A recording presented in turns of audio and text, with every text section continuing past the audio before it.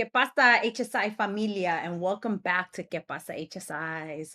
I'm your host, Dr. Gina Ann Garcia, and on this episode, we're going to return to one of my favorite subjects, transforming institutions for equity and justice.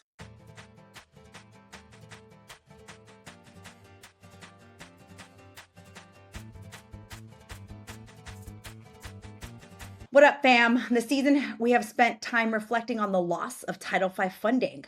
But what if you never had Title V funding because you haven't even reached the 25% threshold to become eligible for funding? In this episode, we're going to elevate the work of emerging HSIs because we can learn so much from the emergence process, which is often very intentional and strategic. Not only are emerging HSIs, striving HSIs, and wannabe HSIs thoughtfully embracing servingness, but they are doing it without federal funding. So, as the federal government continues to divest from higher education and especially enrollment based MSIs, we can and should learn from our non funded peer institutions. Today's guests are going to share their approach to transforming their campus, Irvine Valley College, an emerging HSI, and eligible AANAPISI. Guided by the book Transforming HSIs for Equity and Justice and the workbook Transforming HSIs for Equity and Justice, a practitioner's workbook, they developed and led a training series for their campus with the focus on servingness, revealing that you don't have to wait for federal eligibility and Title V funding to do servingness work. Our guests include Dr. Martha McDonald, who serves as Vice President for Student Services at Irvine Valley College, where she provides strategic leadership for enrollment services, counseling, health and wellness, student equity, student life, and student support programs, including financial aid, veteran services, and the IVC Promise program. She also co-leads the college's inaugural Diversity, Equity, Inclusion, and Accessibility Council, and she brings over 28 years of experience in higher ed, including 25 years in the California community colleges. Julie Scholl is the program coordinator for adult English as a second language at Irvine Valley College, bringing 17 years of higher education experience to her work. She supports more than 3,300 students annually and is dedicated to expanding non-credit opportunities through partnerships that create career pathways for adult learners.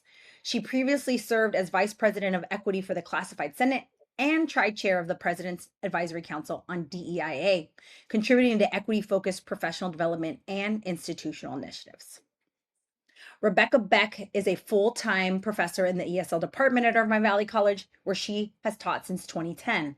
Her teaching spans all levels of credit ESL, and she has played a central role in redesigning ESL at IVC, including leading credit curriculum reform, creating the college's non-credit ESL program, and developing ESL-guided self-placement process.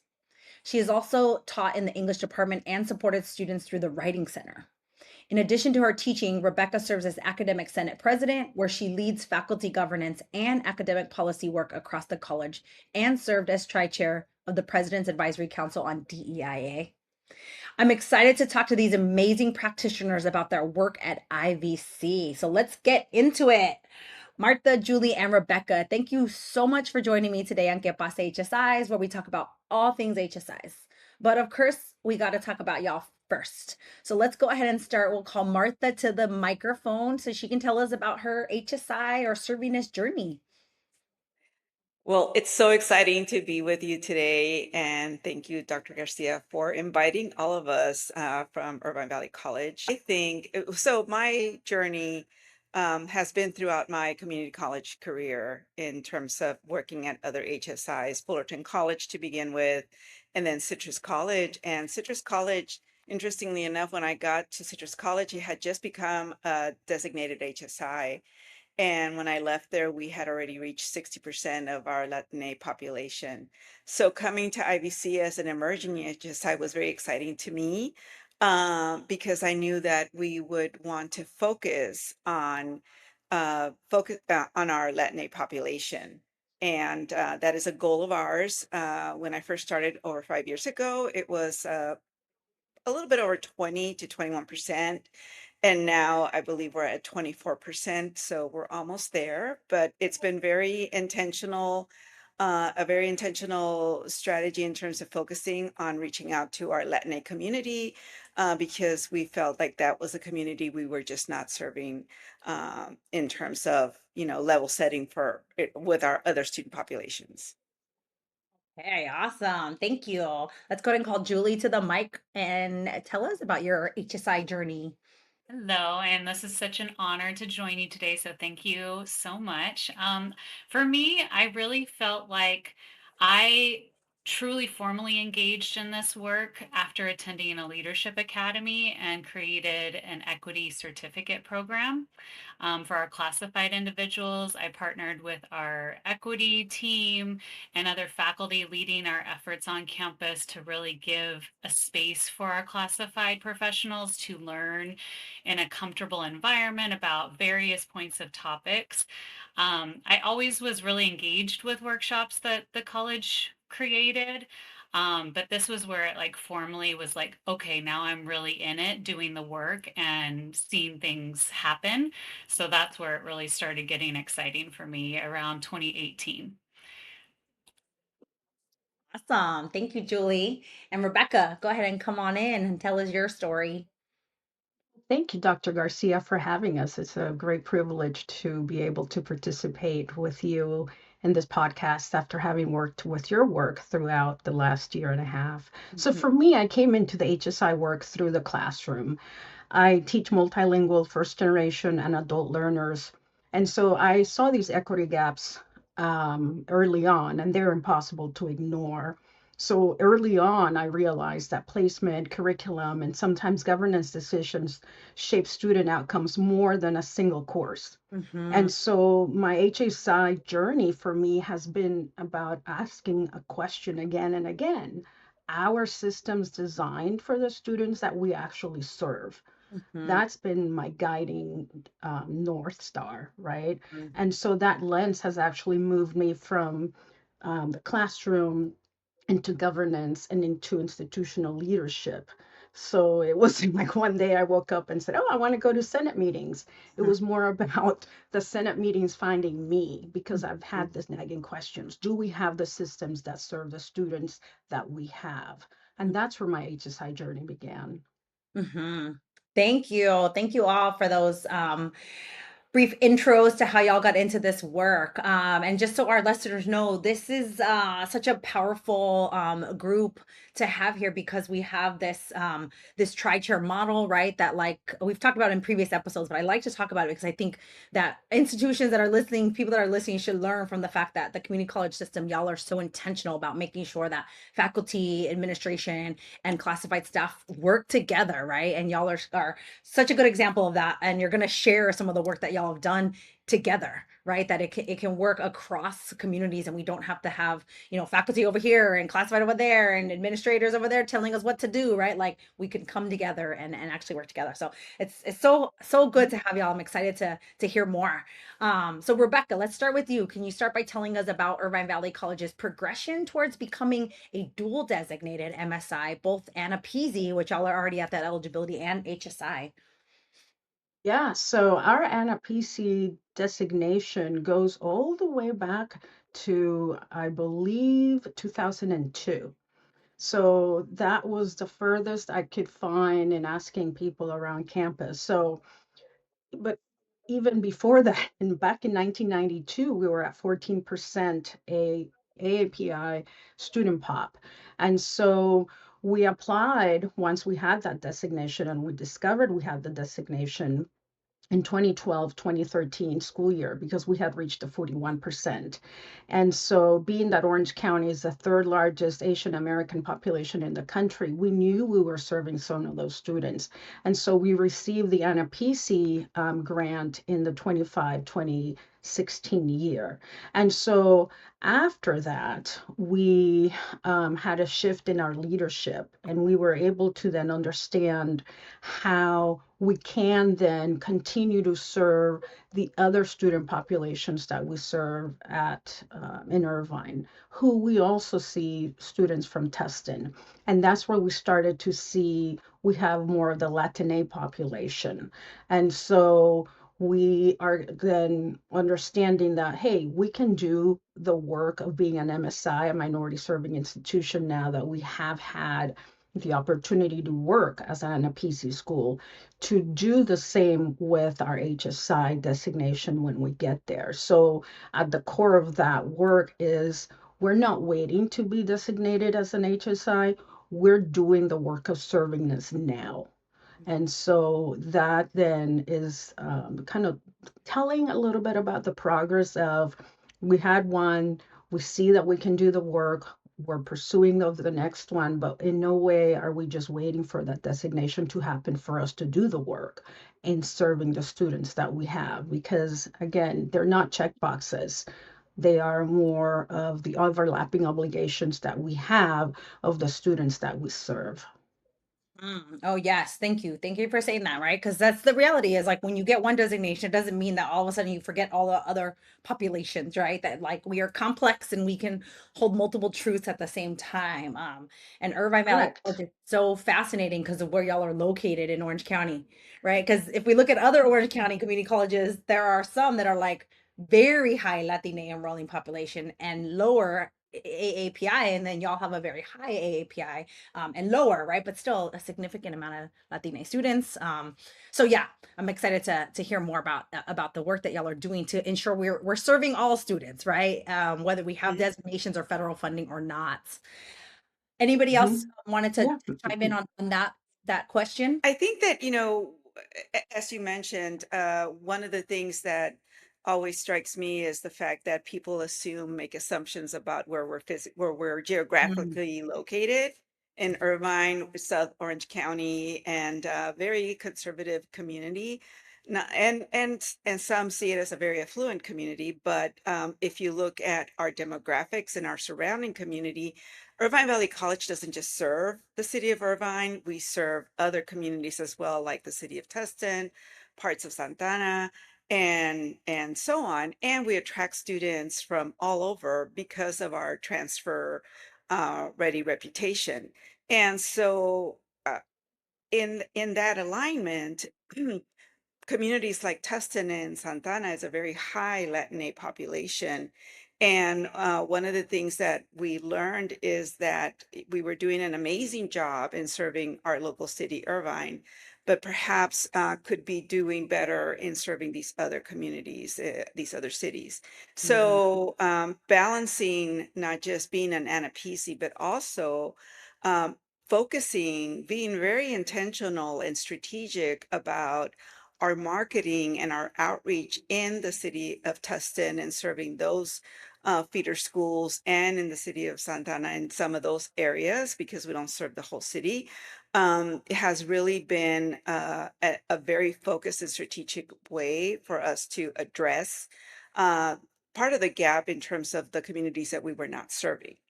And also the economic mobility of those communities, because we know that if our students thrive, those communities thrive as well. One point too that I heard as Marta mentioned made me think that the dual designation has really sharpened our focus to work with disaggregated data and mm, language access and mhm, culturally responsive support. And for that, I'm grateful because we are an institution that is truly driven by data and not just here are the numbers, but having it run through the ethos of who we are as an institution, right? We sit and we analyze it and we see that. And I think, again, how do we balance both of those designations? I think that focusing on disaggregated data to make change has been one of those perks of having that. mhm. Yes, absolutely. And the disaggregated data is going to be so important as we move forward because as we continue to see these attacks on like DEI, the one that worries me the most is the E, right? Like I'm like, we cannot Yes. focusing on equity, right? Like diversity's here, right? Like in California, we got that, right? Checkbox done, right? But like the equity and that disaggregation of data helps us to get at the deeper equity question. So I'm glad that Yeah. you feel like you've been able to do that. Hmm. Yeah, and Mhm. I can add to that too, that, as an institution, one of the things that I noticed right away when I arrived here about 5.5 years ago is that fact that we are so very willing and open to looking at ourselves and looking at what are we doing and what can we do better. And data is a big part of that. Any one of our departments, programs, part of our meetings includes that data discussion because the decisions that we're making, we want to make sure that they're being driven by the data that we have. Yeah, for sure. Well, speaking of DEIA, Martha, tell us about the council that you three were the inaugural council. Y'all were the tri-chairs for. All right, Yes. tell us about it. Sure. So this was really exciting. So I started at the institution 5.5 years ago, and I arrived a month after President Hernandez started. And so we've been here 5.5 years. And really, this was his vision to have an advisory council, and not just an advisory council for DIA, but also a council of intentional work, a council committed to diversity, equity, and inclusion, and also a council made up of individuals that are very committed and focused to this work. Hmm. So it was quite prestigious to be, we reviewed the different councils that we had and our different teams and who is really focused on doing this work that could really then provide us with the individuals, the allies, to bring the work outside to the greater college community, to gain the support and buy-in that we needed, and also to have a really to give a really um, good look at ourselves in terms of where we are, to identify where we are, who we are, and where we want to go. Hmm. And so that started out in the fall 2021, with the framework that he provided in terms of some overarching goals for DIA, and that was to sustain an institutional commitment to DIA and equity, to ensure that equity is in every aspect of access and achievement for our students, to create a faculty inspired and driven action plan, again, focusing on the outcomes of our students, and to ensure that we have a workforce that reflects our diversity of our institution and the community that we serve. So that was the foundation, that was the framework. And it was started as an advisory council. Rebecca was the first vice president of equity through the academic senate, and I'll let her speak to that. And then we had the president of our classified senate at the time, be also the third chair of that of our tri-chair model. And this is the first time that the institution had seen this kind of model, where Hmm. it was administration, faculty, and our classified professionals being part of that leadership group and leadership team, and moving us forward.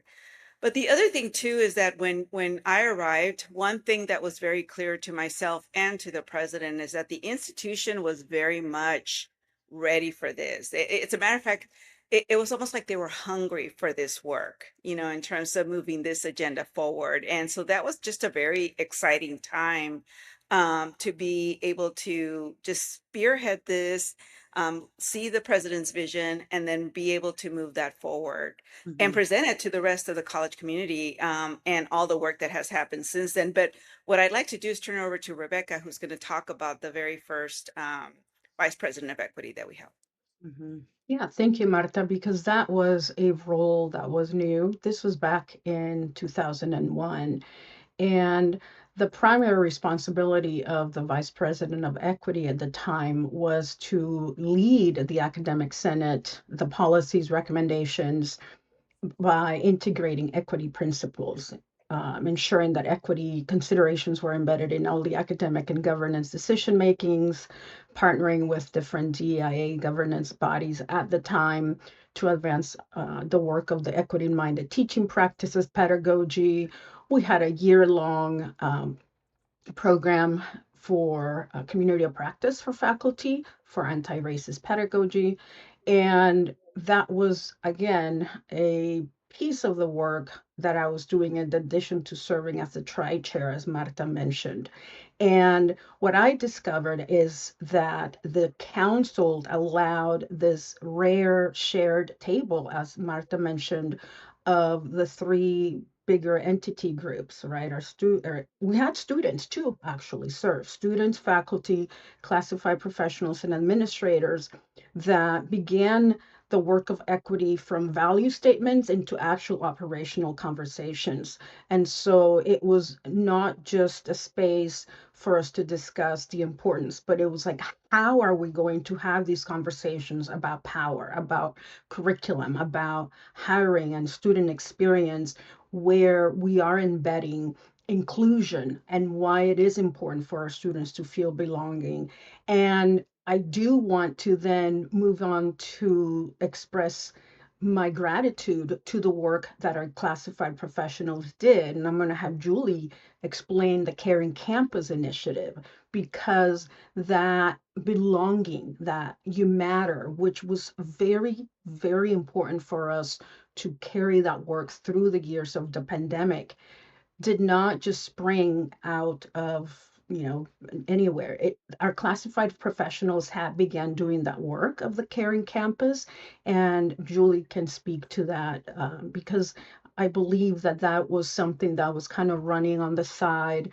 And then with the work in the DEIA advisory council, we were able to kind of bring those nascent ideas into more of the operational piece. So, Julie, would you mind telling us a little bit about that? Yeah, so the Caring Campus actually came to IVC in 2019 before the pandemic, and it was the classifies way to really latch on to the guided pathways work that was happening. At the time, classified were really like eager to find a way to get involved in that initiative. And that was our way to really do the work. I think very quickly, especially during the pandemic times when we all felt this deep desire for connection to each other, as well as supporting our students in the best way we can and connecting with them while we were apart, that really accelerated what we were doing for Caring Campus. We had videos that would talk about highlighting student needs and how classified professionals were supporting students. We quickly, the whole campus community joined on. So yes, it started with the classified professionals, but very quickly we gained a lot of support with all partners in the campus. Faculty and administrators jumped in. We started opening meetings during the pandemic with a Caring Campus moment, where we got to highlight a moment where one of us supported a student, and not only talking about like the kudos of how we helped someone, but also it gave us a way to really get to know our students more and what their needs were, because not every person on campus is student facing all the time in a high amount of students. So it was really a great way to get to know our students as well and their needs, and then kind of learn these best practices that others could follow when they interacted with students as well. The campus did food drive, like drive-through food distributions as well, um, during the pandemic, and it was just the whole Caring Campus was just embraced by everybody. It was just a lovely time, even though it was a horrible time, where we really found connection with each other and our students. Um, so yeah, I think that was a big part too of classified getting recognized for this tri-chair model, because we did start the work. So when the tri-chair model for the advisory council came up, I know personally I was like, woohoo, like this is happening. Classified have a official like voice. We always were included, of course, but to have it be a tri-chair model was just a big win, and it felt so exciting at the time to feel recognized and like truly engaged. So yeah, it was a Mhm. great time, and still continues. Yes, thank you. I love hearing all the different ways that DEI sort of like y'all make sense of it, right? Like this like, idea of a caring community, right? Like that's beautiful. I love that. Dr. Garcia, can I add one more thing? In terms of, you mentioned equity. uh, and the Mhm. importance of, and you're hoping that we don't lose the E and DIA.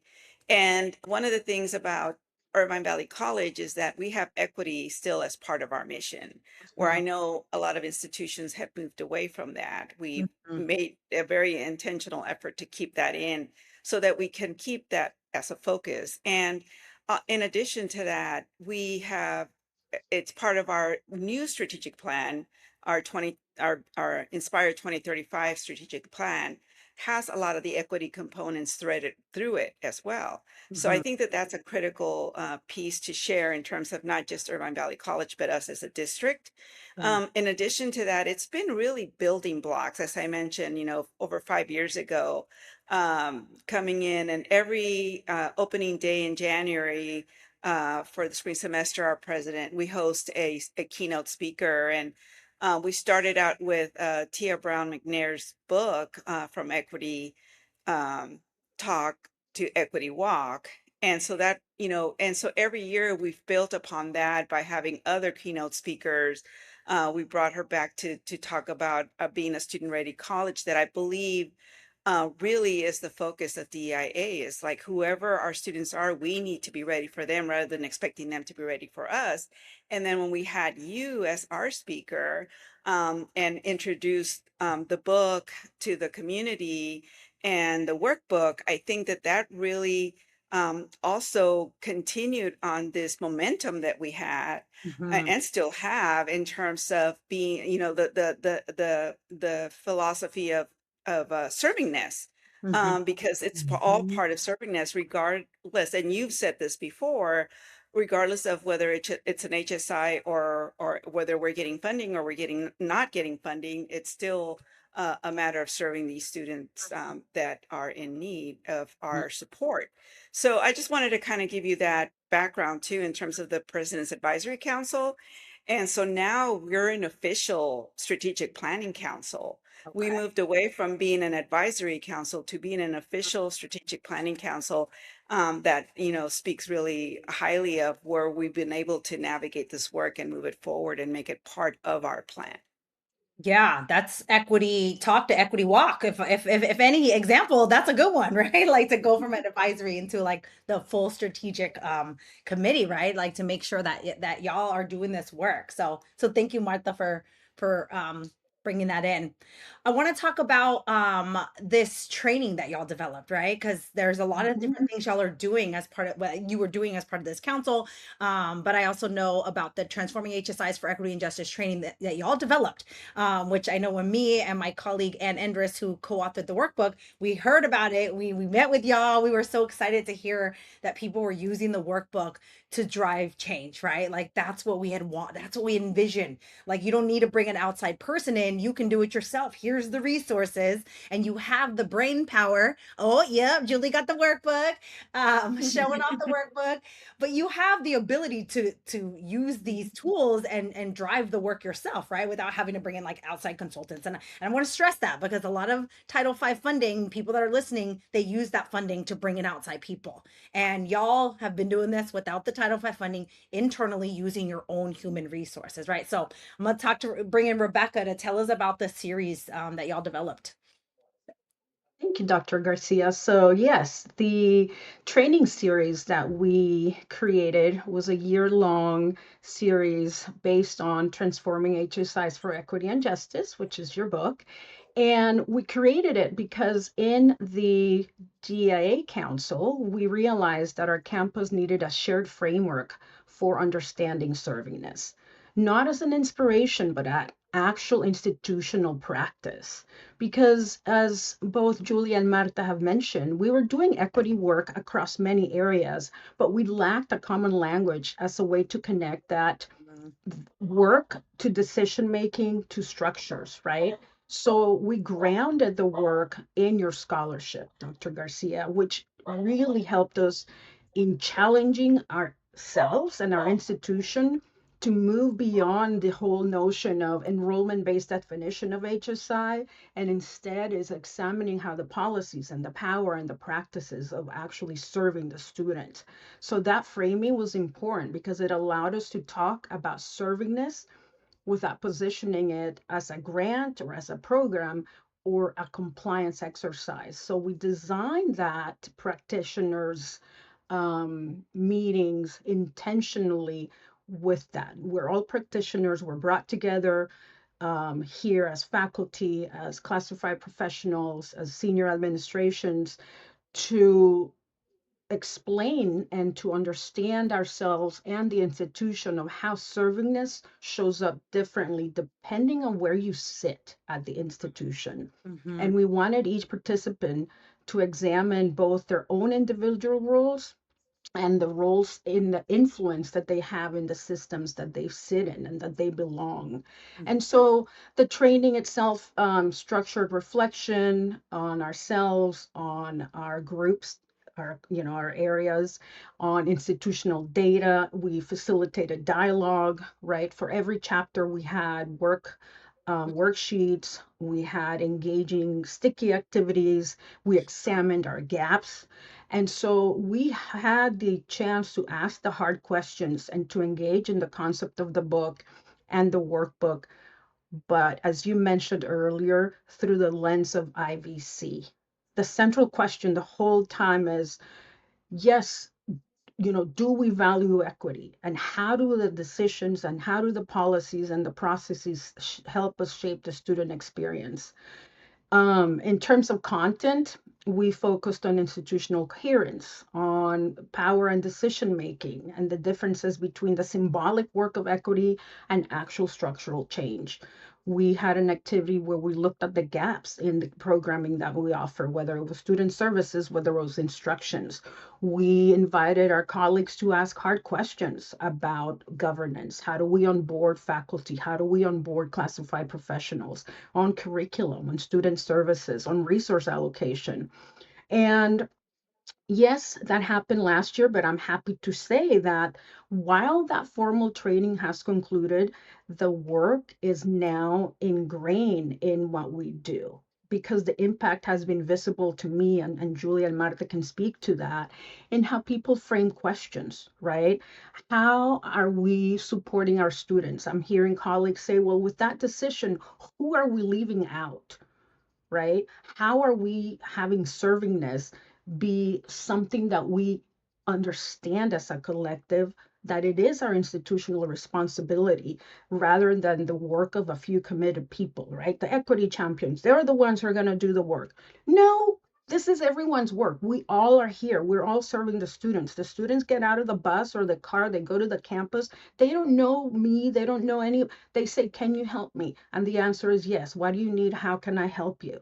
Right? And so, in some, even in the absence of funding, our framework continues to guide how we think about transforming an institution so that we can be servants and servings to our students and understanding servingness. And that's what that year did, understanding our role as an institution that doesn't just enroll students, as you mentioned in your book, we serve them. That's our responsibility. Mm-hmm. What it did for us is that it helped us understand who we are and to better Yeah. understand who we serve.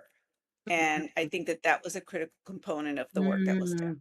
Mm-hmm. Mm-hmm. Yeah, we really looked inward through the workbook work. And like Martha said, that was crucial to really understand how we can then serve our students once we really did a deep look in ourselves, not only like the person, but as a community as well, and our Mm-hmm. values.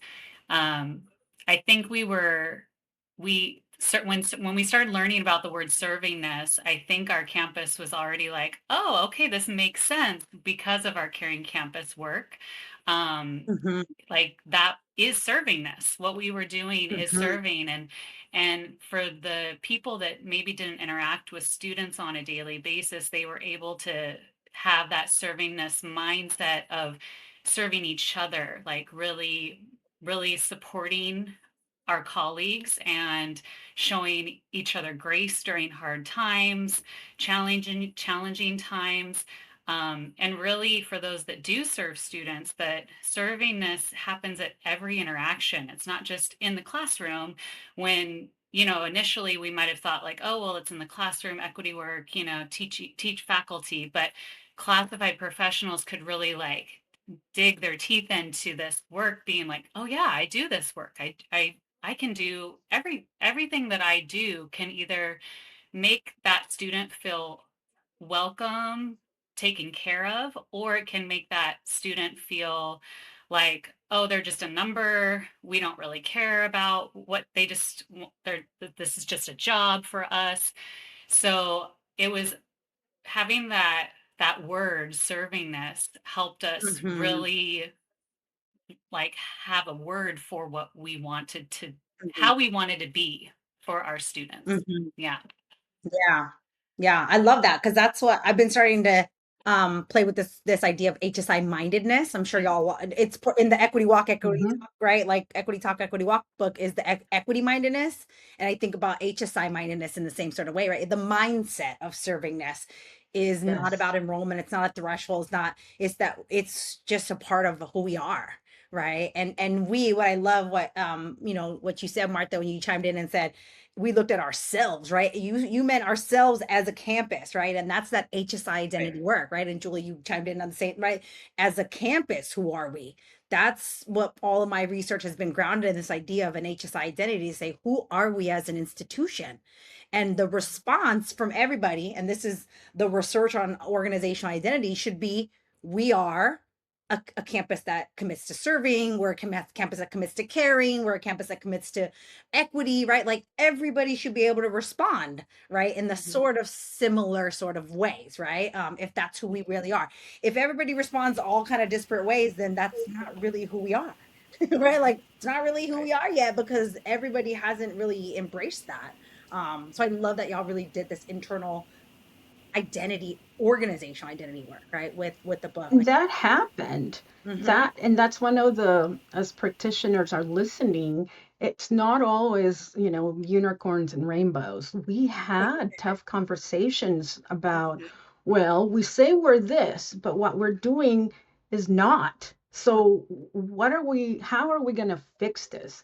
And so that is also something that is important to recognize, that some of this work leads you to uncomfortableness. It's okay to sit with that uncomfortableness. And that's what we discovered too. Mm-hmm. And that's where you admire the grace and the kindness in which we approach each other of, we're learners, we're practitioners right now, and we're all having the best intentions to work towards being better educators to our students, because it wasn't easy at some point. And I'm not saying in this to discourage. It's more about saying, if some schools say, oh my gosh, we tried it and it's hard, it is sometimes, but trust that your community and that you're all going to figure it out and you're going to find a way forward. Mm-hmm. Yeah. And it's still not easy, right? I mean, we're still working and Right. it's going to continue to be work. So, Mm-hmm. Yeah. yeah, No progress without struggle, right? exactly. There needs to be a little bit of a struggle. Progressive struggle. Progressive struggle, yeah. So where does this work sit now? Like it seems like y'all are no longer the tri chairs and you've already gone through this Oh, year no, of this training where you are or still no, are. no, Tell- I'm still, yeah, we're still the tri-chairs. Okay. So the work continues. The model is still the same. The only Mm-hmm. thing that has changed is our official standing Mm-hmm. within our planning process and within our councils and committees. So before we were a handpicked advisory council that advised the president on DEIA matters, along with the work that we did. But the now we're an official participatory governance council Mm-hmm. that reports to the college council, and we have representation from every one of our constituent groups and faculty staff. So the model is still the same. And even most of the people remained, Mm-hmm. but yeah, the work continues. The work continues. Yes. Awesome. Well, thank you all for sharing that. I love to hear it. I love to hear how people are making sense of this work in practice. And also always that, like I said, I provide these tools for people to know that campuses are really using them. It just makes me happy, right? Like the work is not for naught. That y'all are finding value in some of these tools, right? That me and my colleagues, like I said, Ann and Andres have come up with. So thanks for sharing that. So this season on Get Boss HSIs, we've been talking about the loss of discretionary funding, right? As y'all know, I mean, there's Mhm. a lot of loss of funding, right? The federal government is diminishing all kinds of things, right? And it's a lot of things. I mean, there's TRIO programs and McNair, right? There's a lot of stuff that like has historically served communities of color and low income students that are being dismantled and actually called unconstitutional, right? The most recent like writing is that they're saying these all these programs are unconstitutional, right? And it's like, ow, right? Like clearly not. Like there was a lot of progress to get to the point where we had these programs, but that's where we're at.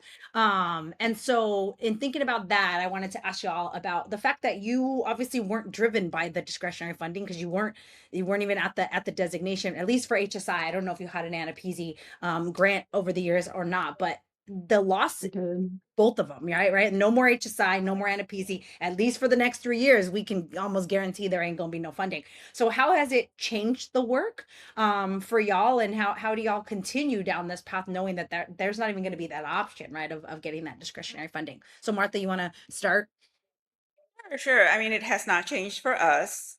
We remained focused on our why and on our path forward. We did have an AANAPISI federal grant. As you mentioned, those funds, have gone away.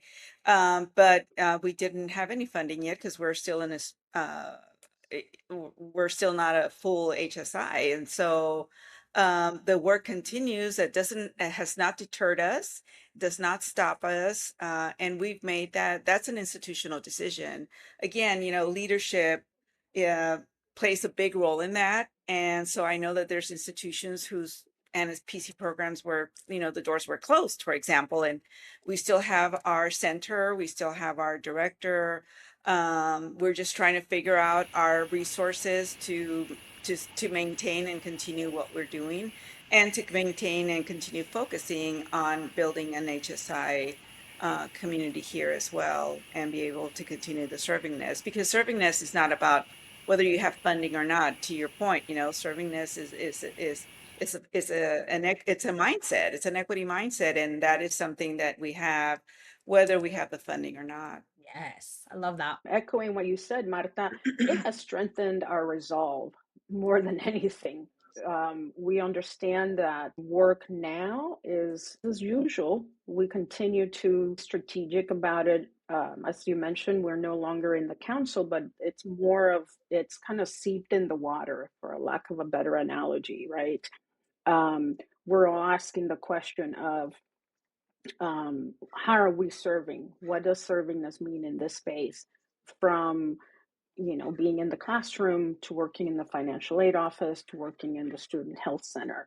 And so that for me is not depending on funding. That is just what we wanted to achieve through the work that we did in the DEIA Council, and that is to name and create that culture in the college of servingness to our students. Mm-hmm. And so I think yeah, no, my answer is just it's the same. We continue doing the work ahead, and it strengthened our resolve because it's more like, oh, okay, we don't have that. Well, we can do it with this, and that's also something we happen to follow at IVC. We do a lot with a little because we're not a big school, but we do a lot of work.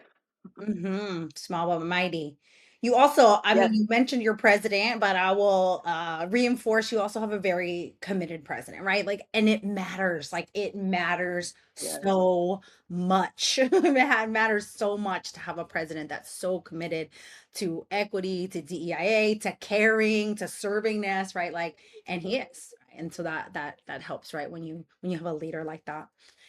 So another question I've been asking people in this season is like, okay, so we are seeing divestment from higher education, and it's across. I mean, yes, it's HSI, it's AANAPISI, but it's across. Like I mean, it's across a lot of different spaces that we're seeing divestment from higher ed, and really just a tax on higher ed. But I'm wanting us to spend time this season also talking about, well, how do we find hope and joy despite these attacks on higher education and the divestment from higher ed? So I'd love for y'all to indulge in that conversation with me of like, how do you continue to do this work and find hope and joy through this time, right? That we're seeing really some really terrible things happening, and particularly around the devaluing of higher education. So Julie, I'll bring you in first to talk about hope and joy in this time. So I always like to talk about my when I first began working in the ESL department. I like to say that my role in that work just made me a better human, period. Because I was exposed to so many different people from so many different backgrounds. We had potlucks, so different food, different cultures, like everything just made me so excited about the world in that environment that I was in. And that continues for me. I get to have the pleasure and privilege to mentor a lot of student workers that are in federal work study, and that brings me so much joy to be a mentor for them, write letters of rec. Even have one previous student worker that now is a counselor at IVC because she was in our center, and it was like, oh, I actually really like this work. Maybe I'm going to change my major and become a ESL counselor. And now she did it. Mhm. So it's like those little things that you see, those full circle moments, you see those rays of hope with our students and their passion and their excitement for life. Despite everything that's going on, they still want to learn, they still want to do big things. And that brings me a lot of joy. As far as the servingness, I continue to just remind myself that we don't need anything big to do that. It's just care Mhm. and intention every day, um, and just treating each other well, being good humans. Yeah. So yeah, for me, I find hope and joy in my students that I see every day, the student workers that I get to work alongside, and I like to latch on their hopes and dreams because they have a lot of big, wonderful ones. I love that. The students are driving our hope and joy. Martha, what about you? Mhm. Sure. The reason I got into this work in higher education, especially community college, is because I wanted to be able to help and support students with similar backgrounds as my own, an immigrant, English language learner, first gen immigrant parents, and so on, low socioeconomic. And so that's my why. So keeping my eye, keeping that focus on my why, I think is really it is what continues to drive me. And when I see our students walking around campus and I talk to them and they tell me about their goals and dreams and so on, I want to be a part of that solution because that's our future. Yes, Mhm. absolutely. Rebecca, what about you? Like Julia and Marta are students, I also do want to say something that's bringing me joy right now is seeing faculty, colleagues rethink long held practices. Mm. The students are changing, the world is changing, and I believe sometimes when we are teachers, we can hold on to certain ways in which we do our pedagogy for many, many years. And I am seeing so many of our colleagues questioning that, right? Questioning maybe what I'm doing isn't really meeting the needs of the students I have in front of me. And they are restarting and they're vulnerable and they're giving themselves grace to say, I'm a beginner again at understanding how to be a more culturally relevant and aware of the different um, students whom I serve. And so that is bringing me joy. It's giving me the ability to say, okay, we can all relearn, even as, 60, 50-year-old humans that thinking about myself, by the way, on how to best serve our students. So that's bringing me joy. Yes, I love that. Yes, that we are continuing to evolve as people. We should, right? Particularly at this moment when we are like, okay, how are we going to evolve to be better, kinder Yeah. humans? As Julie said, we need more kindness for sure in the world, kindness and care. So the final question, thank you all for this beautiful conversation. Before we leave the podcast, Thank you. all guests have to answer the final question, which is the title of the podcast is ¿Qué pasa HSIs? And so I always ask every guest, ¿Qué pasa HSIs? So I'll start with Martha. How do you respond to that? Yeah, I respond to that by saying that I love the momentum, and I know that there's so many, as you mentioned, things happening in the world, happening in our country, but I love the momentum that is happening here at IVC. ¿Qué pasa at IVC, right? Mhm. In terms of what we have going, what we've built, the building blocks that I mentioned before, and the work that's continuing, not just with the faculty, with management, with the classified, and our students. Just they are our precious, jewels. So Yes, awesome. Julie, ¿qué pasa HSIs? For me, I feel like it's just really exciting to see the newer classified professionals coming through. And it's really, they were our students recently. I've been at IBC for many years, and uh, I was kind of the young one for a while, and now I'm not so much the young one. And it's so exciting to see these younger classified professionals that are amazing and so proactive and such great advocates for our students. So that's what is really, really exciting to see for me. For me, ¿qué pasa, HSI? I can say todo bien. Um, Mm, I think going back to my moment of joy, I am seeing alignment of the work that we're doing and how we're intentionally centering our HSI servingness immersion. And so that's what I say, ¿qué pasa? Todo bien. We're on the right track. I'm confident about what the future holds for us, and I'm excited to see what IVC can do. I love that answer. It's beautiful. Thank you all for joining me today on ¿Qué pasa HSI?